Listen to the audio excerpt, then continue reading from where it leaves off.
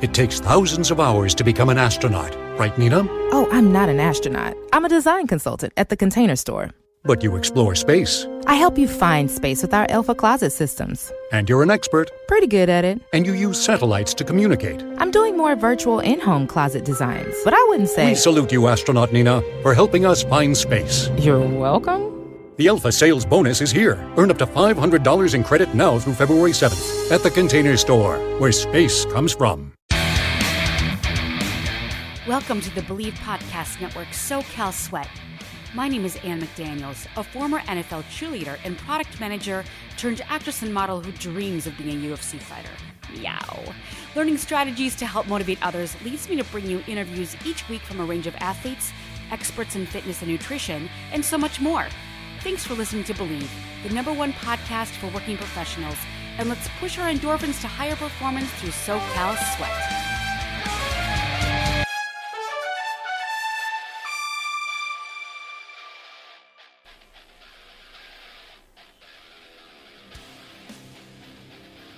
This is your host, Ann McDaniels, and thank you so much for joining me on another episode of SoCal Sweat.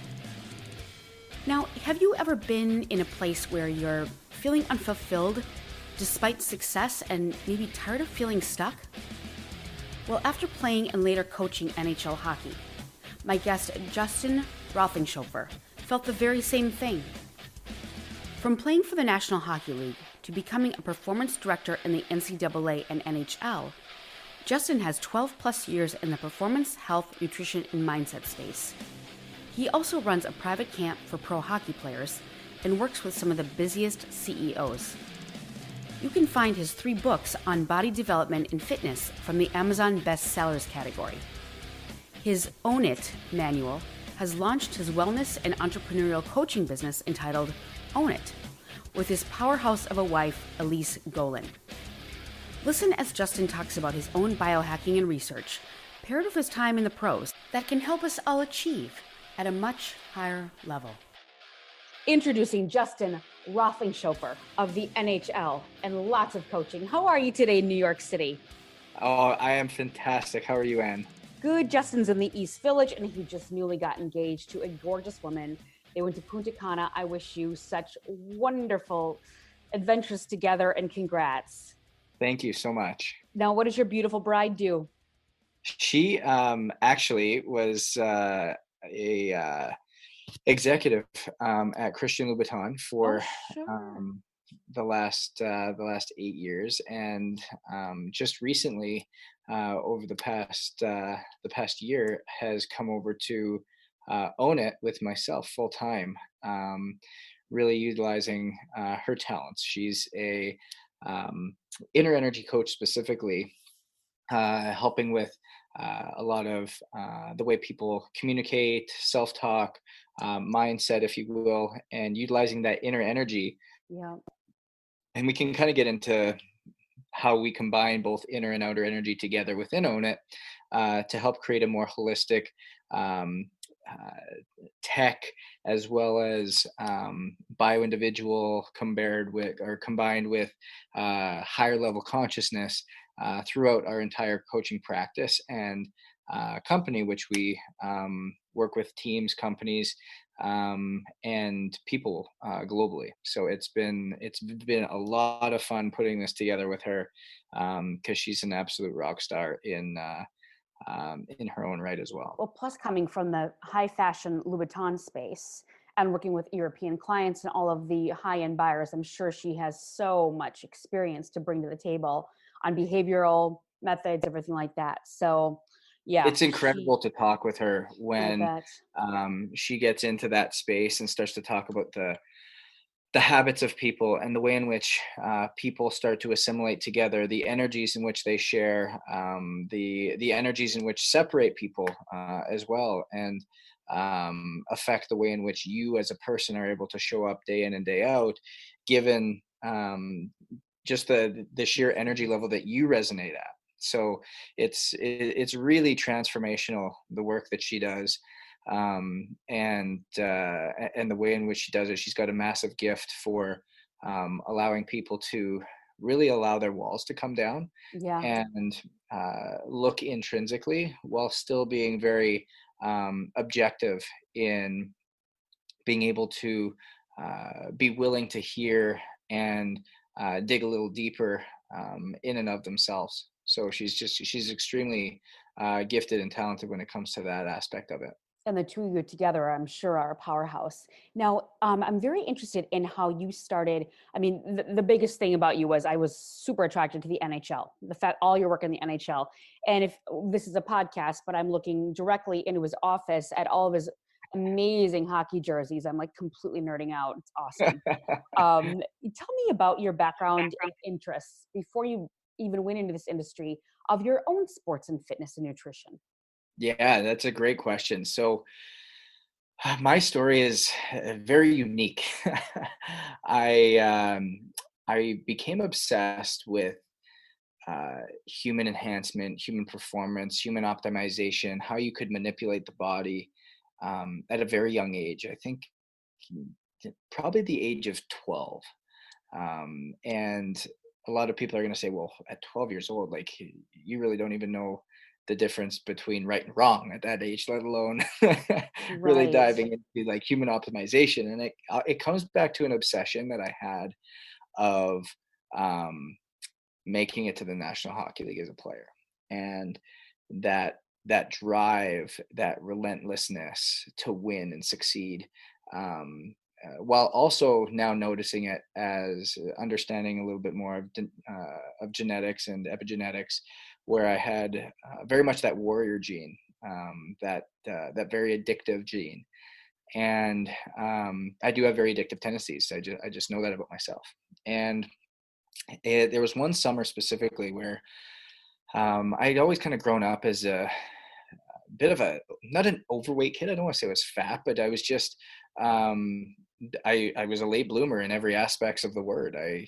didn't have a growth spurt until 14. I was short. And so I was just kind of storing up body fat, waiting to kind of grow up. I had a very baby face until I was like even 26, 27 years old.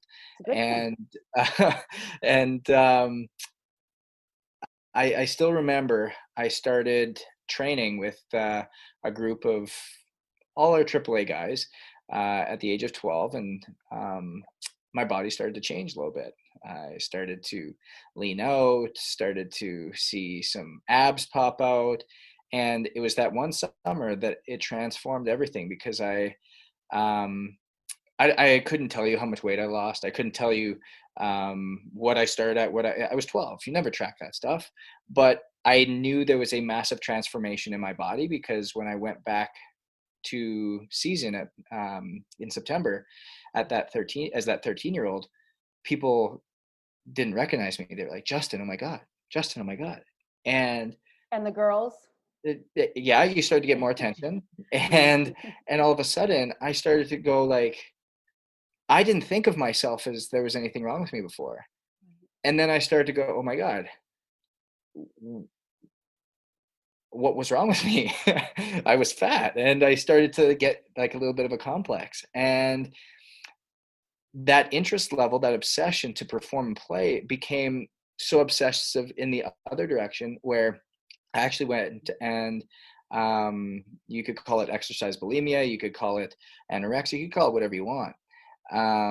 But it really started to, it affected me greatly. And at 13 years old, I weighed in around 127 pounds. And by 14, I weighed 94. And what height? I'm about 5'9". Wow. How tall are you now? About just shy of 6 feet. Okay. And so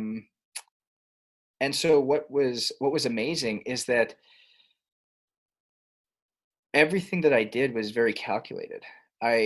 All these biohacks that you're learning now about sleeping in cold temperatures, cold showers, intermittent fasting,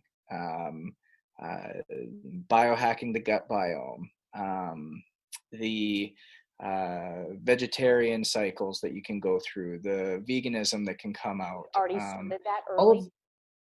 of I started that at 13 years old. And it was Wow. simply due to the fact it was the underlying fear of going backwards to what I was, even though I didn't truly know what I was then. And so that's what I said. You could call it whatever you want, but it was exercise bulimia, that I had that fear of what I could have gone back to. And thus I was that kid now that was tracking heart rate whenever I could. I was tracking sleep cycles with Oh, brainwave analyzers. I was using pulse oximeters everywhere I went, and how it stressful for became you as your child. And incredibly. It what became about this your obsession. parents? Did they recognize any signs and symptoms? Oh, my parents were absolute godsends, and I look back on it, what I put them through, and it's just like, what are you doing? Uh, Wow. my dad actually, um, going back to this, is they obviously saw it, and they talked with me. They tried to do all this. I have to add though, during all this, my performance in anything that I did never dropped off. I still played AAA hockey. I was drafted as a 14-year-old to the Western League. I was getting scholarship interest. I was a 4.0 GPA student. But I became, from being this very outgoing, charismatic 12, 13-year-old, I became this very intrinsic, very um, uh, Too shy, very serious. introverted 14, 15, 16-year-old, that was a complete transformation of who I was. And what became even more interesting after that was, like I said, my parents, they took me to psychologists, they took me to eating disorder clinics, and I was sitting around looking at these kids that were in there, and I'm just like, You this don't is fit in. exactly, this isn't me. I mean, Not in the mind. we've Yeah. got we've got a room full of people that can't even get up to go to school, You can but yet overachieve at that level. It's almost like you're being rewarded. I understand that. I understand that whole mentality. exactly. And it was this point of where, and I still remember, they took me the last thing, because they were like, they tried the clinical thing, they tried the psychology thing, they tried all of these things, and they finally were like, you know what, let's just start taking him to these naturopaths. Let's take him to some iridologist. So I was, at a 14-year-old, I was going to iridologist. She was reading my eyes and all these things, and trying to get me, basically begging me to eat and begging me to do things and break out of that fear that I had, that fear of going back to what I was, even though at that point I never knew what I was. Were you Um, eating only protein? Because since you were so far thinking ahead anyway, were you eating somewhat of a keto diet? Like, how were you doing it at age 12, 13? yeah, looking at it right now, I had cut out everything from my life besides um, extremely lean Clean. proteins, such as chicken, ground turkey, and white fish only. And then vegetables and fruit. That was So eating all. like a bodybuilder, basically, And without, but not even carbs, except for the fruit, and that's it. correct, but also just like such little quantity. Like if I go back to the total input of food, it was, it really came down to, I mean, again, I don't know, I wasn't tracking anything. It was just, I was doing things without the experience or understanding as to why. But I had read and was into enough of this that I had just enough information to be dangerous. As a 12-year-old, not knowing Yes, the other aspects of life of like, oh, this could be long-term damage. Um, exactly. Amazing. So were you able to put on muscle as well because of the lack of, but then again, you're eating a lot of protein and you're also in growth spurts. So it would probably be hard to measure, where And the nutrition was lacking and for sure. And so what we started to see was, I was a I was extremely lean. To a point where um your six pack had a six pack. totally, but it was skin and bone, you know what I mean? It wasn't defined muscle, it wasn't anything like that. And um what really transformed, there was two experiences I'll never forget. One was, I went to um my parents had been continually trying to get me to change and help me to get to realize what I was doing. My dad actually um, did work from home for an entire year just to be with me and make food for me, that I wanted to make sure that I was eating something and to be there and available, like they like support beyond belief. Nice, yeah. And it was a very tough Okay. time. And there was two distinct moments. One was I went to one of my coaches that had me at 12 years old, was coaching me at 15. And he saw me walk in and he goes, "Oh my God, Justin?" And I was like, "Yeah, how are you?" He goes, "Oh my God, are you okay?" And I was like, "What do you mean?" Like, of course, I'm fine. And that caused him, he called my mom and goes like, there is something happening. Like, how can I help? And so he played a major role in my next 5 years of my life, major role. And then the other event was my first training camp, Western Hockey League. I went to sign in, and they looked at me. They signed in this 5'9" or 5'8", 135-pound 16-year-old, 15-year-old, and they thought somebody was playing a joke on them and put their kid brother up there, even though I was one of their players. Yeah. I was their property that they had drafted, and they were like, "Who is this kid?" And so those were the two moments that still stood out for me. And I went on that way with that same fear right up till about 17, where there was just an absolute switch. And it was as I got 3 or 4 mentors behind me that saw my drive, saw my dedication, saw the level of which I was performing even through this. And it completely changed the way in which I showed up, and it continued to fuel my obsession of human performance. And this took me to, I played junior hockey, and then I went on got a hockey scholarship down to the US. That again forged my passion, which I went right into movement science and with a minor in nutrition. From there, I got my master's degree in performance science and started taking doctorate classes in performance science, all while signing my first professional contract. And it completely transformed me. And the moment that I was able to take data and application and truly understand what I was looking at and apply it back real life, to me, I started to understand that, you know what, it's not about the exercise that matters. It's about the rest recovery that plays the massive role in optimizing who we are and changing what we do. Because I was overtraining by like an embarrassingly amount, but I was also so dialed into my recovery.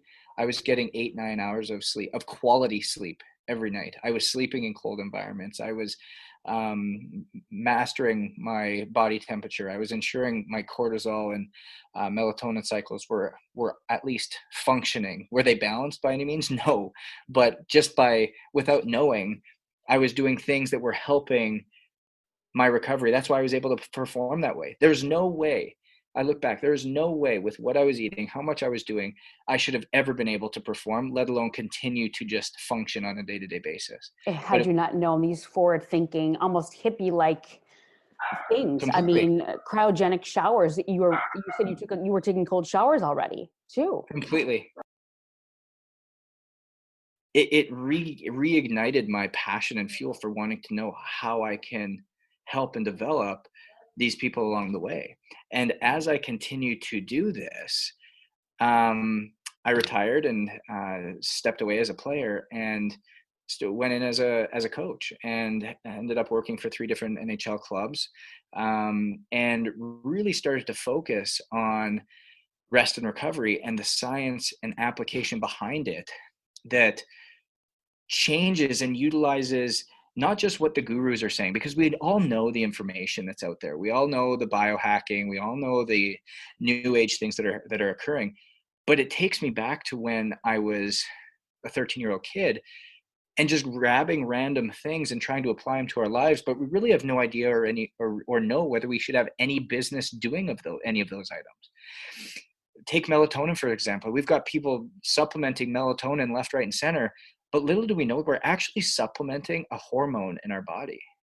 And the adverse effects that can have on our melatonin cortisol cycle, the effects that it can have on us long term from the quality of sleep that we're getting. And we start to learn the effects that sleep actually have on us in being able to stave off diseases disease and quality thought and just overall day-to-day performance, functionality.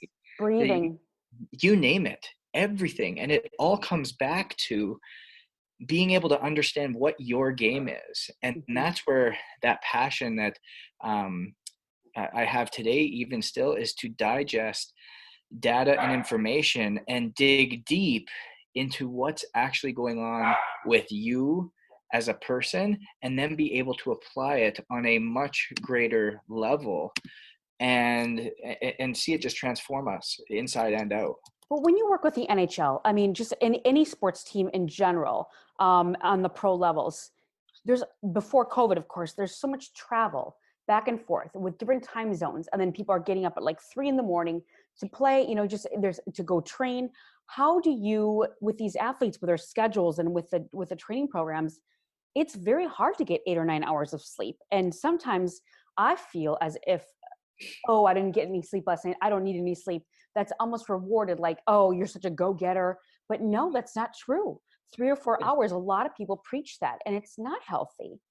Would you agree? It's such a great point, Anne, because even now I see that in the corporate sector, in which a lot of which we work with entrepreneurs, executives, as well as our professional athletes. It's this hustle porn culture that we live in, where it's not sleeping, grinding, prioritizing everything else over your sleep is seen as almost like a badge of honor, rather than a key component to what it is that you do. And Absolutely. It comes back to it that a lot of people don't understand the connection, the mind-body connection that exists between sleep and performance. And the moment that you start reading some of the studies that, the American College of Sports Medicine just came out with a study that said shift work.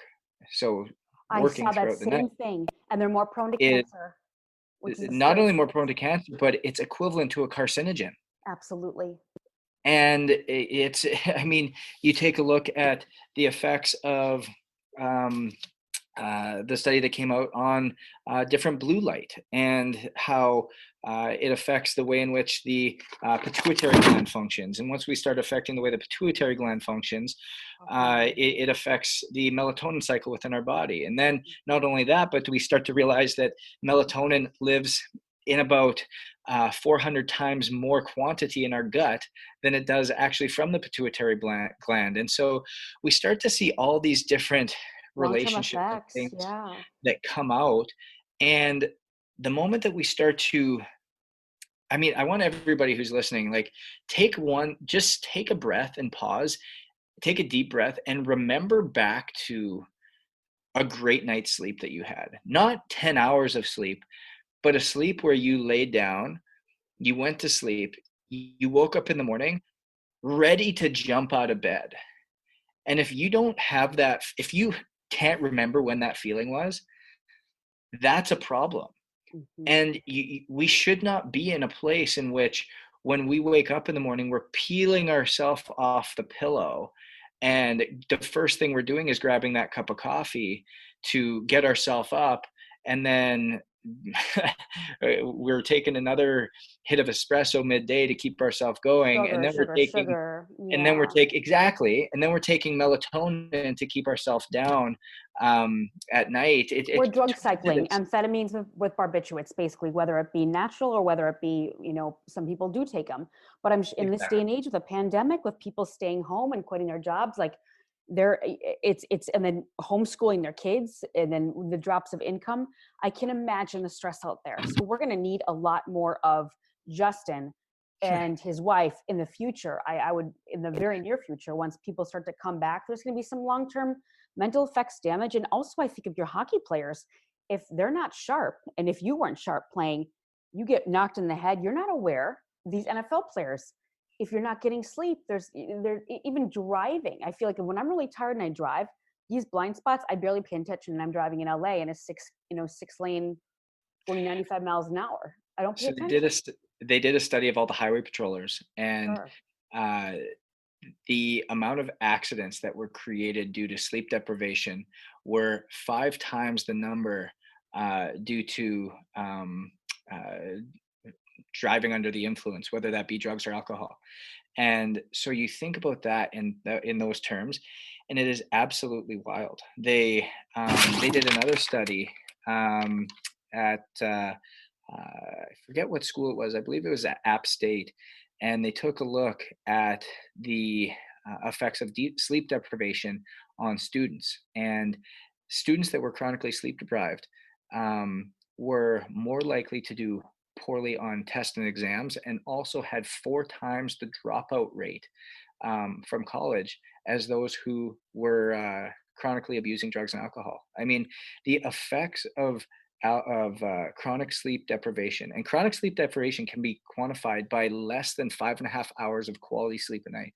And I guarantee you, you look at the numbers and the stats out there, there is more than 65% of Americans suffering from sleep deprivation. And we wonder why we're seeing this drastic increase in heart disease and cancer and stroke and mental illness and depression and anxiety.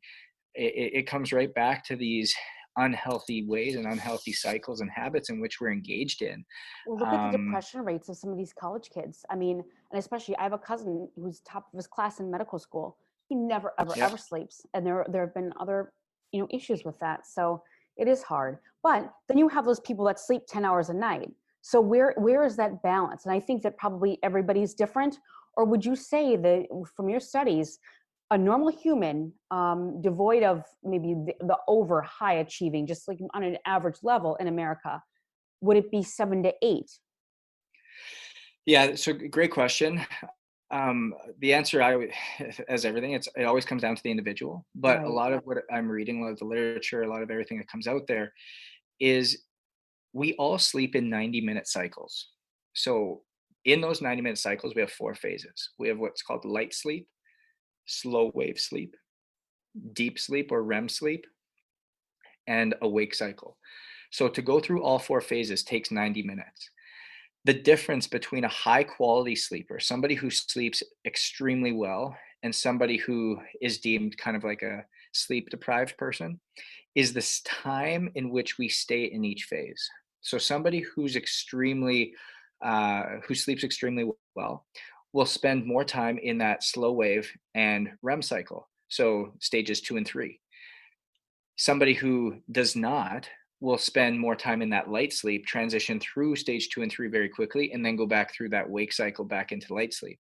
And so what ends up happening is those people that spend a lot of time in stages 2 and 3 start to see more mental and physical restorative natures, because that's where those properties start to happen. And getting back to your question, is the studies are showing that 35 cycles per week are needed. So if you average that out, it ends up being about 5 cycles per night.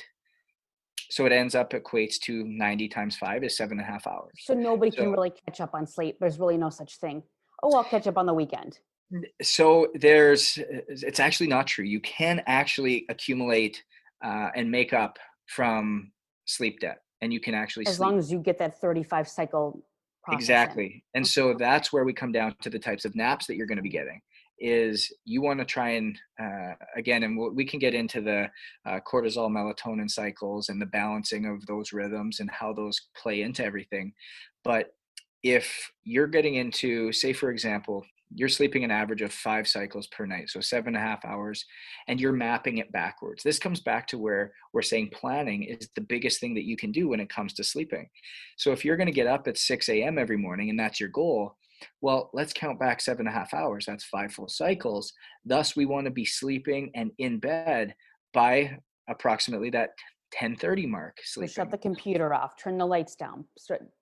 And so going right back into that, right, literally taking it out of your mouth, is we then have this 3-2-1 rule where 3 hours before bed, we want to eliminate any type of food going into the body, like any type of major meal, because again, that puts us in a stressful state. 2 hours before bed, we want to eliminate any type of sympathetic stimulus that's going to be coming in. So any type of work, any type of workout, any type of, again, our body doesn't know the difference between mental, physical, spiritual, emotional sleep. So we want to try to avoid all those sympathetic stimulating activities 2 hours before bed. And then lastly, 1 hour before bed, we want to eliminate all blue light from our environment. And a lot of people are like, well, how can I eliminate blue light if I'm on my phone, on my computer? There's a lot of different ways. One is just simply putting it away and engaging in a conversation with a person, or engaging in sex, or engaging in reading a book, or something to the sense of that's equal or greater to the value that being on those blue light causing agents would cause. Like you just can't cut it cold turkey, because our brain utilizes it's the dopamine factor. It's that. Justin, you mentioned sex on that. Is it different for men and or women? I feel like men will be much more tired, whereas a woman afterwards will be much more stimulated. Is there a difference in the hormonal levels of that? To be honest, there is not. And that's what's amazing is, I know it's stereotypical to think that, oh, guy's done, nap time. Sure. But what ends up happening, this is why in females there's this sense of touch, is because they have such a heightened stimulus in a different way than men.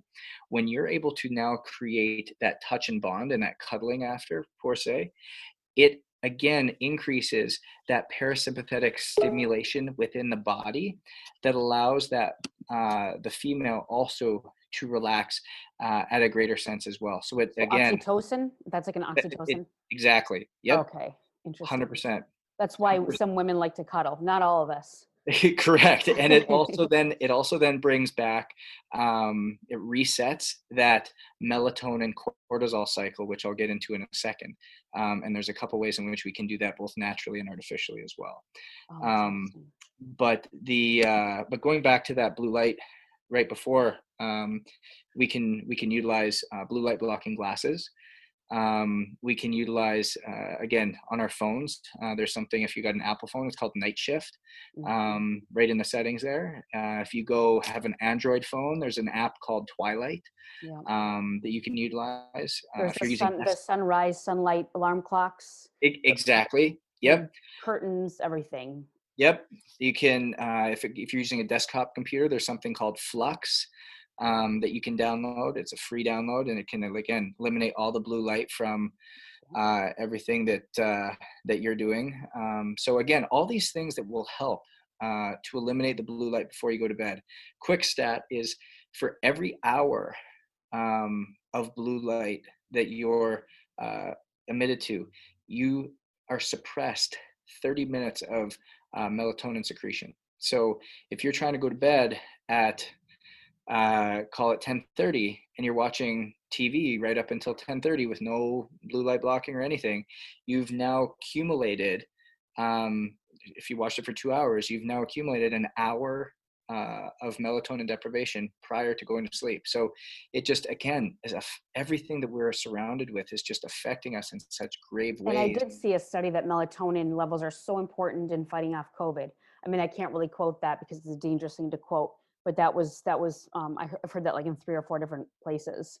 So, and again, it may not be directly, but what it could be is because of what melatonin does for us and helping us go to sleep, and the practices that do end up occurring neurologically and systematically within our bodies as we're sleeping, from an immune functions supporting standpoint. Because it all works together. It's like a factory. If one part's 100%. broken down, it all comes down. So when you talk to your NHL players about this, and I'd like to know how you went from coaching into the corporate as well. And first of all, who did you play for in the beginning, and who have you played for? So I was in the American League for the Columbus Blue Jackets system, very briefly. And then my first opportunity coaching was with Columbus. And then from there, went to Washington, and then finally ended up with the Anaheim Ducks. Oh, amazing. Okay. Right close to here. So you lived in Anaheim, or did you just travel to work with the players? No, I was right in Anaheim. Was between San Diego and Anaheim. When I was in Anaheim, we were in the Tuscany. OC, Oh, sure. right, and yeah, I mean, come on, can you complain with 75 and sunny year round? I know. I mean, I live it and it's unbelievable. I do not take a day for granted, that's for sure. Although we have overcast weather now, which I absolutely love, and it's been raining. But working with these hockey players, are they pretty in tune to what you're saying? Because a lot of them, they're in the league, they're full of piss and vinegar. They want to party. Now, I'm not stereotyping, but I come from professional sports as well. It's fun. Who wants to hear, Justin come in and saying, well, you need to sleep. Okay, Dad. Yeah. But you've been there too. Did you get some feedback on that and with some of the coaches? But then again, they probably saw a difference in their performance, unless they were like you and an anomaly. And that's such a great question. And the younger generations coming up, they're so ingrained in information, and they want to know more stuff about themselves. They want to know why things are happening. You've seen this in every aspect, not just being able to apply it to the NHL guys, but even in kids growing up and now in the schools. Is you have so much information, technology, and stuff available to you. You want to know why. It's no longer okay for an authority figure to say, hey, Anne, I want you to do this. Well, you're going to look at somebody and go, why? Like, why should I do this? Tell me why I should do this. So that's why when You know me well. so that's why when I'm sitting here, and I know it sometimes feels like, oh my God, information overload. But if you're able to start walking people through, hey, I'd love you to wear these blue light blocking glasses at night. Well, why? Well, because what happens with blue light emission is our body isn't used to it. It's artificial light. It actually simulates the sun. And when we were long ago, when our ancestors were, when the sun went down, that's what we had to deal with. We only had firelight, which was really yellow, red, and orange light. And that's why that never affected our sleep cycles and circadian rhythms. And when the light was gone, we went to sleep.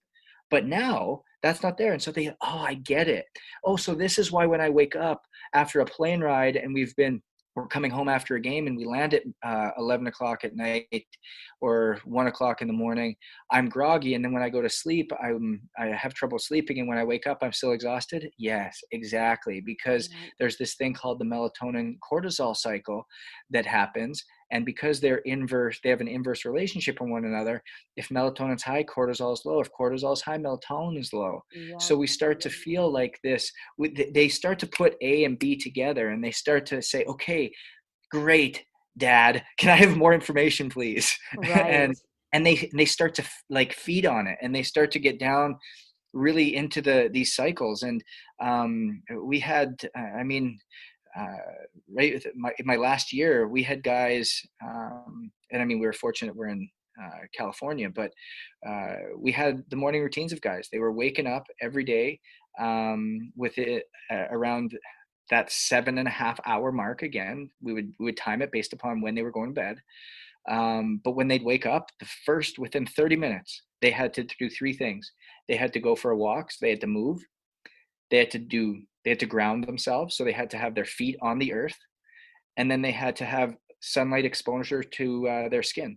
And those were the three things we had to do. And just by doing that, you were immediately able to reset the cortisol cycle in the body and immediately be able to feel energized by, again, three very simple things that helped reset that cortisol melatonin cycle for them naturally, even before we had to start supplementing anything or do anything in a unique way. And because we were tracking all of them through heart rate and HRV and sleep trackers, we were able to see quantitatively the increase in quality of sleep, the increase in REM sleep, the increase in slow wave sleep, and the increase in HRV, which obviously means that there's a decrease in sympathetic overload on the body and a decrease in stress hormone. That's amazing. So those three things again are being grounded, moving, being grounded, and being exposed to the sun. And that's what any normal human can do just to start the day off. Now, my curiosity is with the circadian rhythms. I had a huge injury, and I'm not able to get up at my usual extremely early morning thing because I can barely move and it hurts so badly. I have succumbed to going to bed at 4 a.m. That's when I'm tired. That's when I start to get tired. And I hate this. I hate going to, but I am like super energetic. And I kind of like, well, I'm going to forgive myself. Right now, I'm going through this transition. I can barely work out, which is another whole other game. But this is what I have right now. And I'm not going to judge it because then I actually do get sleep. If I try to wake up earlier, my leg hurts so badly, I can't even get out of bed. So can I reset that circadian rhythm? Because my mom's like, you might want to try to start going to bed early. I just can't. There's no way. And that's when I get my work done. I am like the most productive between 1 a.m. and 4 a.m. But I got to forgive myself right now. And so you've got obviously this external or this extenuating circumstance that that is playing there. And I'd love to look at even a couple more things within you, like your genetic predisposition, whether you are naturally more of a night owl or a morning lark, because genetically there's things that are predisposed in each one of us that our rhythms are either pushed to be more of a nighttime person or more of a morning person. And once we're able to start, and this is why, again, just taking information for face value and what it is and what you read it in a magazine or an expert said it, it becomes so dangerous because it's not all created equal. And the moment that we try to start implementing something that worked for somebody else because they knew more information about themselves and were able to thus create this conclusion and then apply it to their life, doesn't mean that that conclusion or that application is going to register the same type of result with you. And so that's where this new age version of personalized medicine and bioindividuality comes in and is really, really important. So even coming, like I said, back to the question that you asked, is there are a lot of things that we can do to help reset, because I guarantee you your cortisol melatonin cycle is all out of whack. Yeah. I guarantee I would want to start asking you questions about your caffeine intake. I would want to start asking you about your sleep environment. I would want to I'm start an alpha. All of it's very stimulating. And the fact that I can't work out, I'm like nuts in my head. So it radiates everywhere, but I'm working on it. But it's like, it's not easy going from like high athletics to totally. what happens. And so I guarantee you the other thing that you probably have going on as well is a massive level of sympathetic overload chronically throughout the day. And so and you might just want to try this, but because our body is magnesium is a stress reducing vitamin mineral, it's 95% of us are deficient in it. And so anytime that we feel something stressful throughout the day, it's utilizing and sucking magnesium out of our body. But magnesium is also necessary for the production of melatonin. Okay. I take a double dose every day because I was low on my blood levels. Of magnesium? Yep. Of magnesium? Mm-hmm. So what I would actually try is right before you want to try to start winding down is to actually use a spray, magnesium spray, right on your forearms. And what will actually start to happen, I mean, maybe you do it 3 or 4 times a day, because if we take it orally, it actually could cause some major diarrhea issues and upset stomach and internal microbiome issues, is if we take it through a spray, it actually starts working immediately. And because you're in such a chronically sympathetic state, I guarantee you're getting so much magnesium sucked out of your body, you're probably so deficient that this could be, again, a little hack that could help in subjectivity to everything else that we have. Interesting. I thank you for that. Is it almost like a barking dog and you spray it in the face with water? Is it kind of like that type of thing? Cool. Exactly. It's like my Quaalude spray. That's great.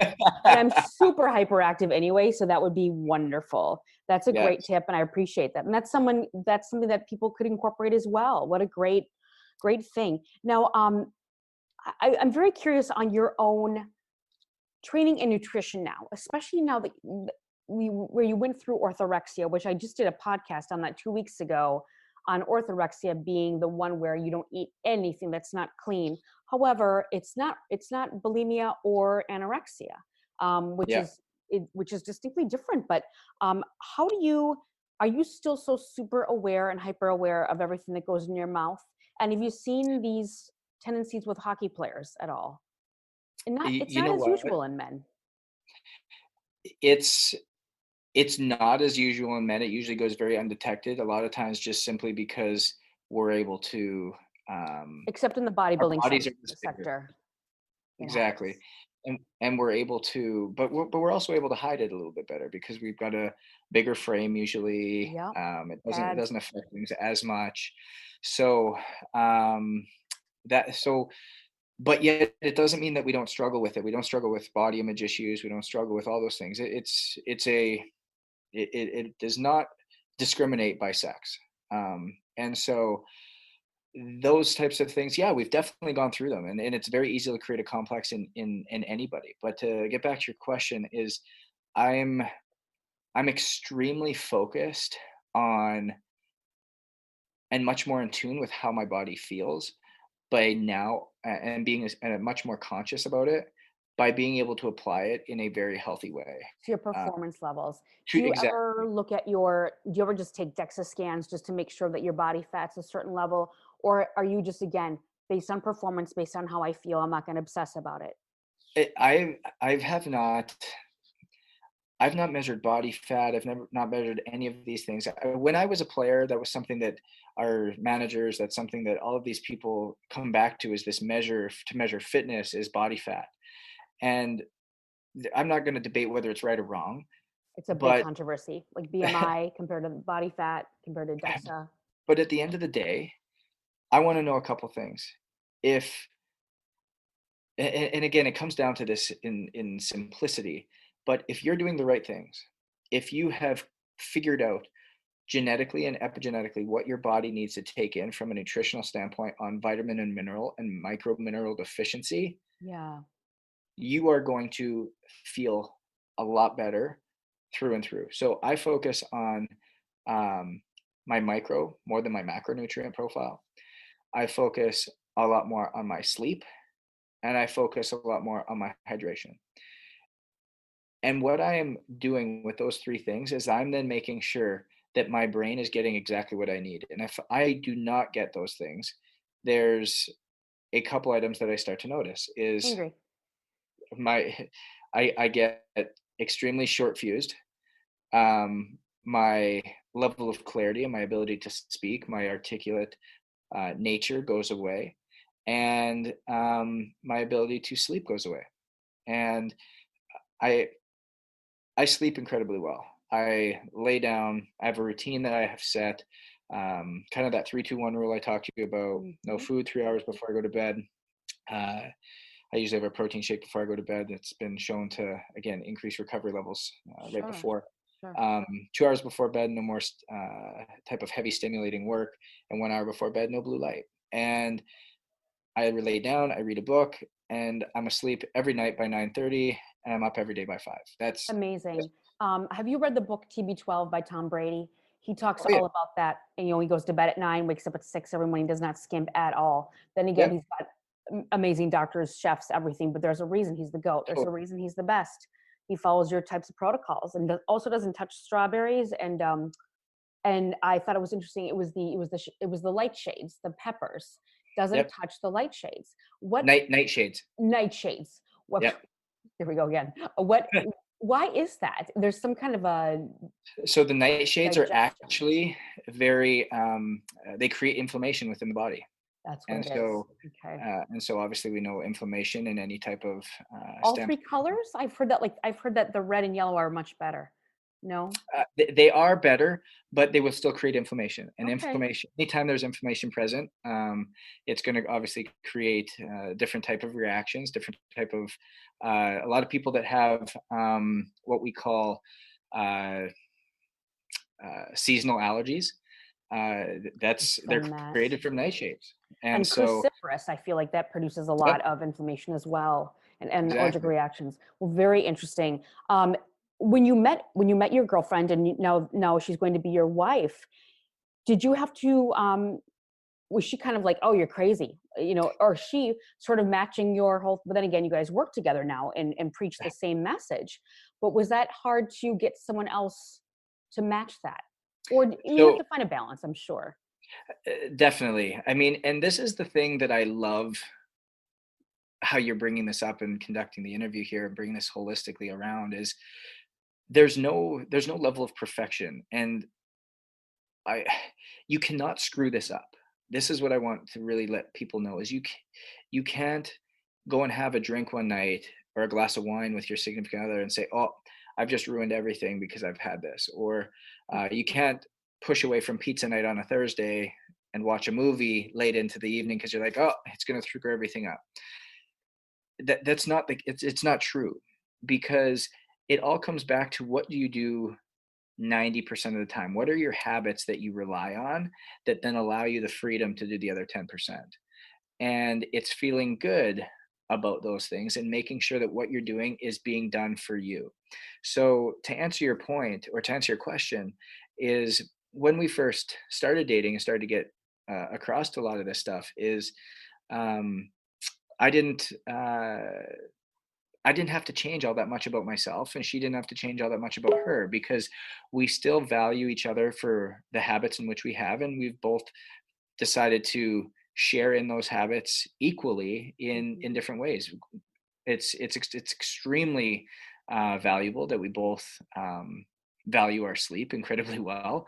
So our sleep cycles are right on point with each other. Do we eat a little bit differently? Sure.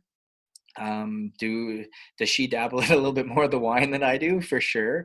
But she comes from the fashion world. You've got to cut her some slack. Definitely. But at the same time, you find this way to create a balance that that allows you to know, hey, you know what? I'm going to divulge into this. And when I do have my wine, I also match every glass of wine I have with 2 glasses of water. Why? Because that's just what I know my body needs in order to enhance my hydration level, to make sure that when I wake up, my sleep cycles are still on point. And Justin, everything you're saying is all about sustainability. Every diet, every single habit that we are forced down, it's sustainability. An overweight person can't just start a keto diet and expect to lose 25 pounds. It's got to be sustainable. Take in, take out what you can, make little steps and changes. Walk 30 minutes a day, 10 minutes by 3. Just if you can't exercise, then build up. What you're talking about is something that's within grasp. And like you said, if you're doing 90% of the habits, but just incorporating little things here and there, you're almost there. So I think that's a great message, because having to be shoved down the throat of like, you have to sleep this much time, and people are retaliating. Well, Justin, my schedule doesn't allow for it. Well, you seem like to be a very good, approachable, master of this expertise in coaching your clients. Well, I appreciate that. And it's one of those things where it's come with a lot of understanding of how people operate. It's come with understanding a lot of the things that people go through. Is to diet it should be utilized as a verb, which is to eat food. Not as something that is restrictive and exactly a noun and holds us back. Mm-hmm. And a lot of the time when we talk about and we hear about these gurus and these biohackers and everybody kind of diving into these things nowadays, is it's not grabbing the next cool thing that comes about. It's not grabbing the next fad that comes about, but rather sitting back on. I consider myself a little bit of a scientist, a little bit of a case study guy, experimenter, but also somebody who has a vast amount of experience actually applying it to their lives. Yep. And learning how to do it the wrong way. Yeah. Yep. Understanding how to do it the wrong way, but then also understanding what it looks like doing it the right way. Absolutely. And Justin, I think sometimes biohacking can be dangerous when they're not like you, just like the point that you just made. For example, did you see the guy that he boiled mushrooms, he put the psilocybin into his veins and the mushrooms were growing inside of him? He was self-diagnosing. You've got to look it up. It's unbelievable. I think he went toxic, jaundice. He nearly died. He was in the ER for like days and days and days. But he basically boiled the tea with the psilocybin mushrooms and injected it like heroin over and over and over again. I mean, it doesn't surprise me. There's all this type of stuff going on, but you're smart about it.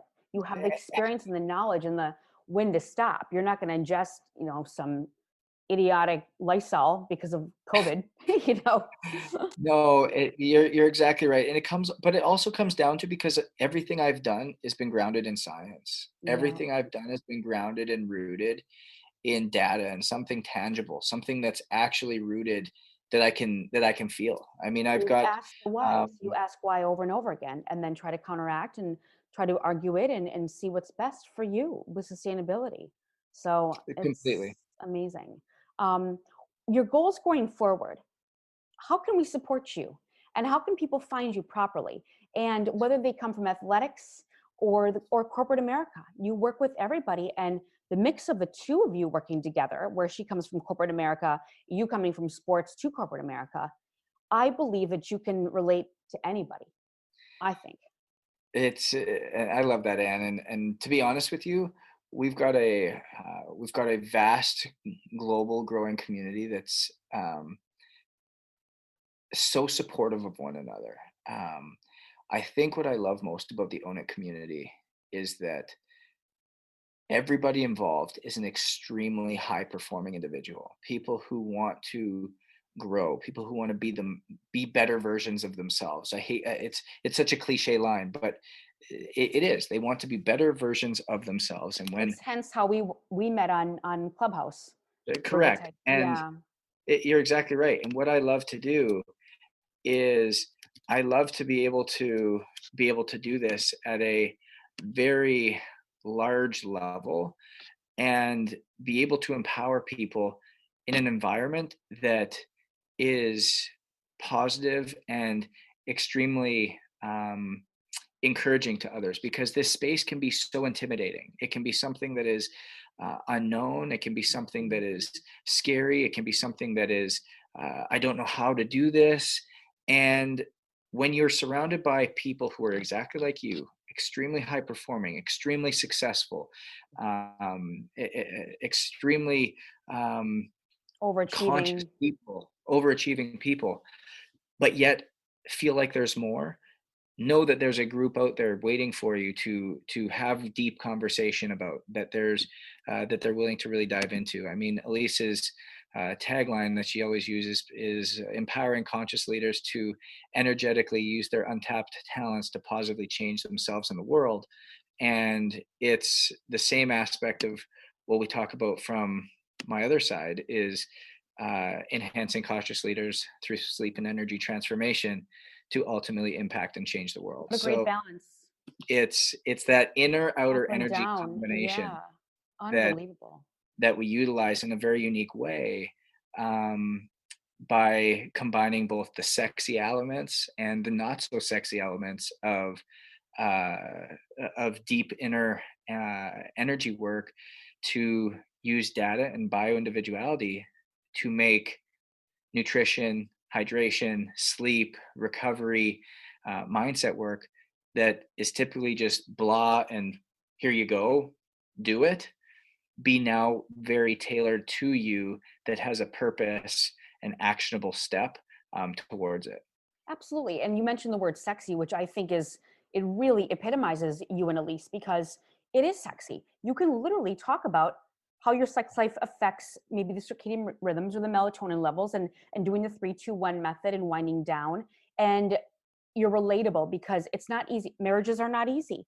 Relationships are not easy. So you may have couples coming to you, or they're both coming from corporate America or whatever, and you can really verbalize and understand with them.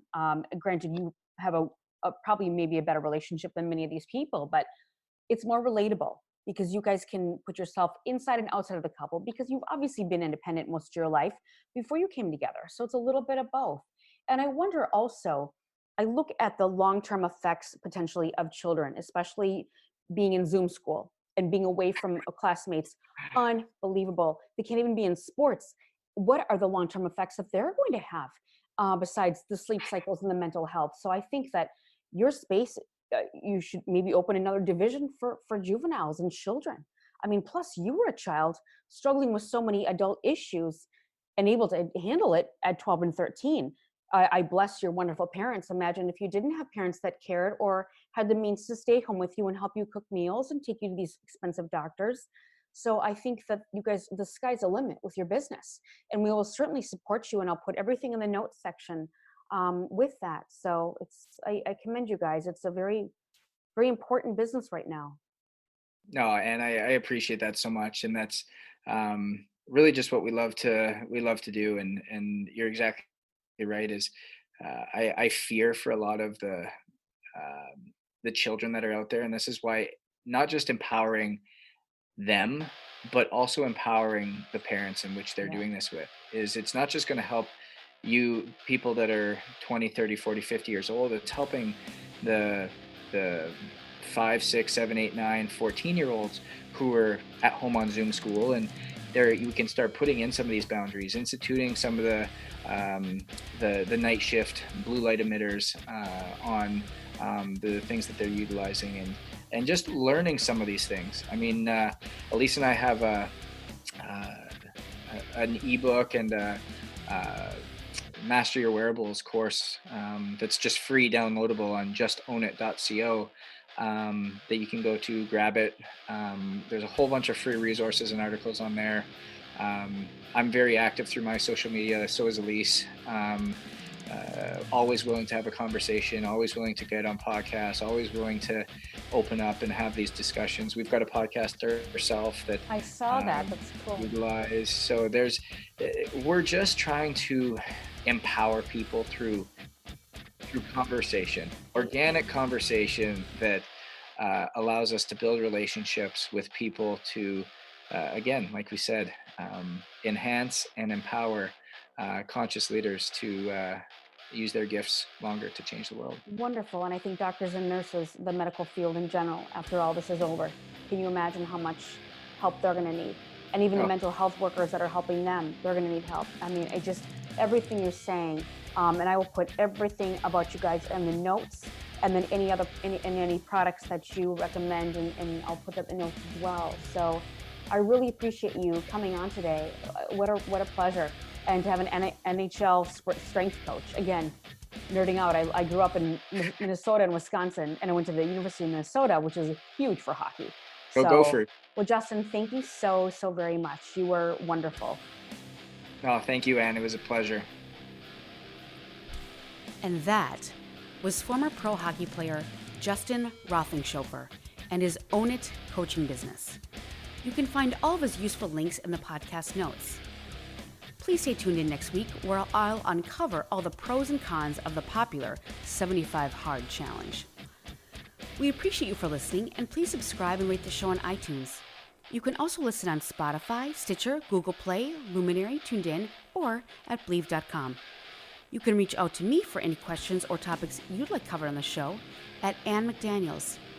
And I'll see you next time on So Cal.